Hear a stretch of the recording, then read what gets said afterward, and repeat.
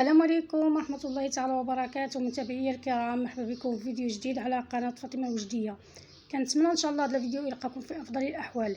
حبايبي ما تنساوليش لايك وبارطاج واشتراك فضلا منكم وعلى سامران باش يوصلكم كل جديد ان شاء الله. اهلا، كي دايرين؟ كنتمنى تكونوا بخير وعلى خير، اموركم مزيان. معايا بنت خالتي اسماء، اول مره غادي تشوفوها. اليوم عندنا واحد النهار ماشي بحال كاع النهارات، سبيسيال ديال بصح.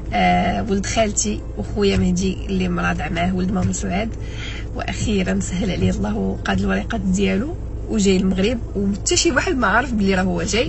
الو اسماء اللي غادي نمشيو نجيبوه، حنا غادي نمشيو نجيبوه وغندخلوا عليهم في الدار. قلنا لهم باللي راه غادي نديروا النهار الاسماء بنت خالتي غتبرزوا داكشي مع يلاه تزوجات، قولوا لها مبروك. دونك هما كيوجدوا تما الغدا وداكشي، وحنا غادي نمشيو نجيبوا لهم مهدي.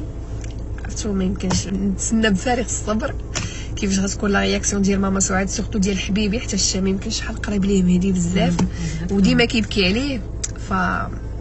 بقاو معايا نصور لكم كلشي. دابا جيت هزيت ماجده صاحبتي حتى مهدي جاي هو وراجلها. غادي نمشيو جينا نشري الورد. المهم هو الورده خدينا من عند الدري، ما بغاش يتخلص من عندي. شكرا. الا بغيتو تاخذوا الورد اجيو عنده، راه كاين في دار توزاني. ياك دار توزاني، ها هو في الرون بوين ديال دار توزاني حدا ليداك. صافي تهلا فيهم. دابا في لاكار كنستناو.